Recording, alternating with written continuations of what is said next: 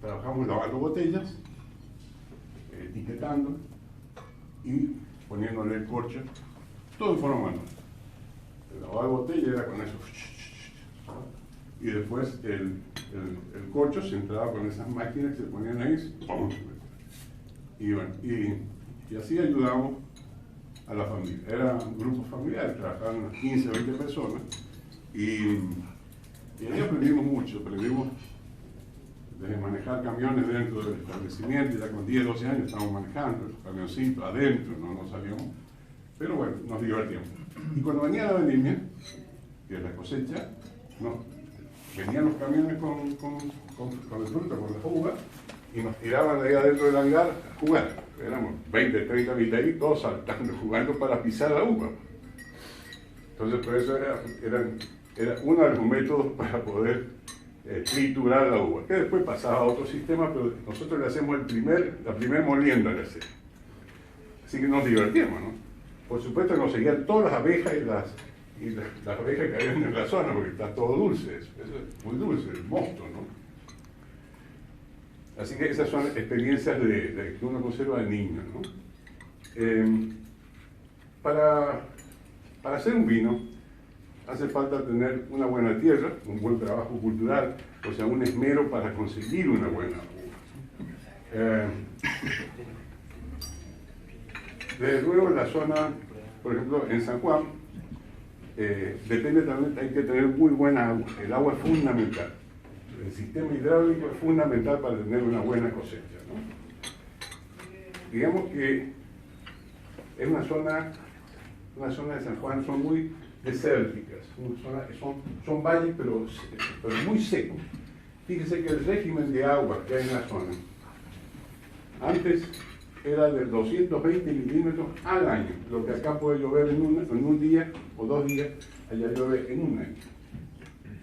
En este momento creo que ya está en el orden de 500 milímetros, porque se han hecho diques, represas que eso han dado humedad y han dado mayor régimen de lluvia, ¿no? El sistema de regadío se hace en base todo al regadío de canales. Viene el agua de la cordillera de los Andes, hay mucha nieve acumulada, y cuando llega noviembre, o sea, a partir de septiembre, octubre, noviembre, se empieza a derretir la nieve. Se va derritiendo y están formando distintos riachos que van cayendo y se van agrupando y al último caen en un río mayor que se llama el río San Juan y en Mendoza se llama el río Mendoza. Cada uno tiene afluentes y en estos momentos, por ejemplo, se aprovecha todo el agua. ¿Por qué? Porque se hizo un dique de embalse en Uyún, en la zona del Sonda, en San Juan, que está a 30 kilómetros del centro, y se cerró eso con compuertas, entonces se hizo un gran lago. Siempre se hablaba que el San Juan era tan seco que para matar un pescado había que ahogarlo, porque no conocían el agua. Entonces ahora yo suelo ir y veo que van con lancha, van a pescar, y es por el gran lago que se hizo, un lago hermoso, ¿no? Que hay, digamos, deportes náuticos. Realmente cambió la vida, ese dique te cambió la vida. ¿Por qué? Porque represó todo eso y se va aprovechando de a poco, a medida que se necesita. Antes, por ejemplo, había un deshielo y venía el río San Juan con una velocidad que arrasaba con todo, arrasaba con viñedos, casas, animales, todo, porque era muy fuerte. Eso terminó y aparte, pasaba tan rápido que se aprovechaba poco, porque se iba a parar allá a La Rioja, por allá, en cambio ahora no, ahora se guarda, se represa y se va dosificando de a poco. Es un gran dique y de ese dique nacen 3 vertientes. Imagínense, bueno, como el sistema circulatorio del ser humano, ¿sí? Como un cuerpo humano. Todas las venas, las arterias, vienen 3 arterias principales, son grandes canales como de 50 metros de ancho cada uno, que van a distintos lugares, una al centro y una a la derecha y otra a la izquierda, y a los 1000 metros, y ahí se dividen 10 canales de cada uno de ellos. Y después de esos 10 se van saliendo otros cientos de canales. está todo impermeabilizado, todo con hormigón, todo, ni un metro sin hormigón. Se riegan 300.000 hectáreas y todo con agua, custodiado por hormigón, porque si no fuese así, se perdería el agua. Y es un lujo muy grande perder el agua ahí.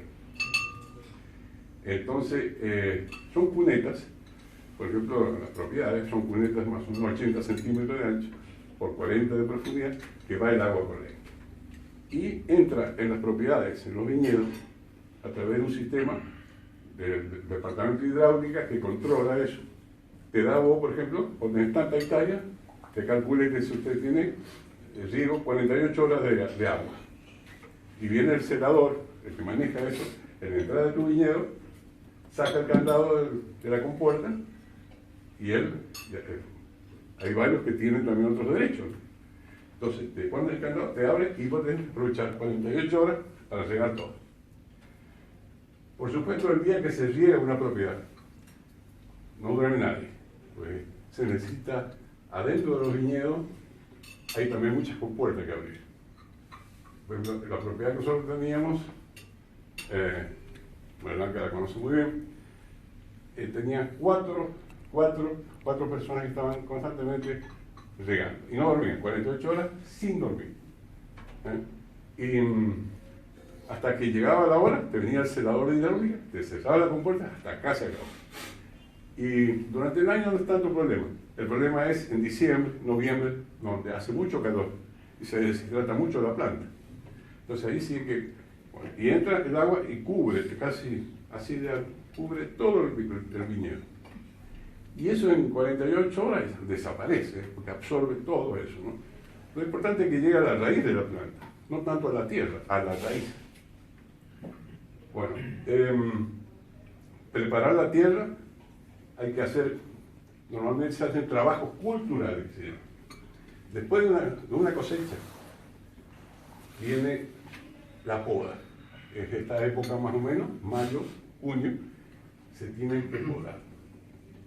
Para podar hace falta realmente un ejército de podadores. Se poda, cada uno lleva su tijera de podar.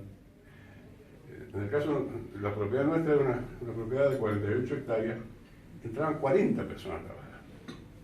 Se distribuían zonas, cuarteles, y empezaban a cortar. Y después, eso se hacía en 15, 20 días, rápido había que hacer. Y después viene ya, en agosto, septiembre, empieza ya a brotar el afecto, empieza a armarse ya el racimo. O sea que ese es un trabajo cultural muy importante, la poda en un viñedo, ¿no? Después, lo otro importante es darle abono a la tierra, darle abono, nitrógeno. Hay distintos tipos de abono, ¿no? Entonces, eso con tractores, todo se va poniendo, se va abriendo los surcos y va entrando, se va cargando con distintos abonos. Hoy por hoy hay técnicas, por ejemplo, le voy a dar una anécdota. Yo para trabajar todo ese tipo de cosas necesitamos 40 personas. La mitad, yo recuerdo que la mitad de esa propiedad la vendimos para comprar pool. ¿De acuerdo? Estoy hablando hace 15, 20 años. Mucho más. Más, 20 años. Sí, 15 años. Para el que me compró la mitad de esa propiedad. Un día llego allá y me dice, venga, le voy a mostrar cómo está el viñedo. Y ve, un viñedo excepcional, mucho mejor que lo que tenemos nosotros. Y le digo, Miguel, ¿qué es lo que ha hecho para que esté mejor? Dice, miren, lo primero, el sistema de riego. ¿Qué es lo que había hecho este hombre? En la irrigación, igual que lo hacen los israelíes, todo por caño, por tubos. Y tiene agujeritos solamente para caer en la planta. O sea, que claro, un sistema que cae solamente en la planta. En vez de regar como hacemos nosotros, regar todo eso, él solamente necesita regar ahí. ¿Y qué es lo que? Adentro de ese agua ya lleva los abonos, los nutrientes, todo. ¿Y de cuánto personal necesita? Con 4 personas de agua. 4. Yo quería 40. ¿Y cuánto cosechaba usted? Y 70.000 kilos. Yo 140.000 kilos. Fíjese lo que es la tecnología, la economía y la tecnología. Claro que poner todo ese sistema de irrigación le costó $500,000. Costaba más que toda la finca. Pero en el tiempo lo va a recuperar. Aparte, una limpieza también, es muy limpio, todos los pajares son limpios. Porque al poner mucha agua, crece todo tipo de yuyo, pues. Entonces después tenés que ir con tractores a desyuyar. Con ese sistema no crecen los yuyos. Fíjense lo que es la tecnología, ¿no? Bueno, y entonces ese es uno de los trabajos. Y lo más importante después es la cosecha, que se llama vendimia.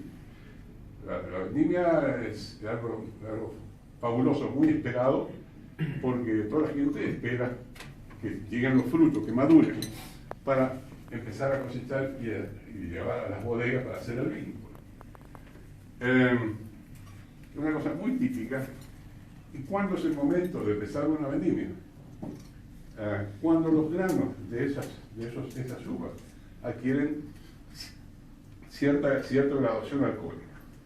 En el caso nuestro, recuerdo que mi encargado, el contratista, que estaba jefe de la finca, agarraba un balde, agarraba 3 o 4 racimos, los apretaba así, y hacía un jugo, que es un zumo, ¿no? Un zumo que se llama mosto.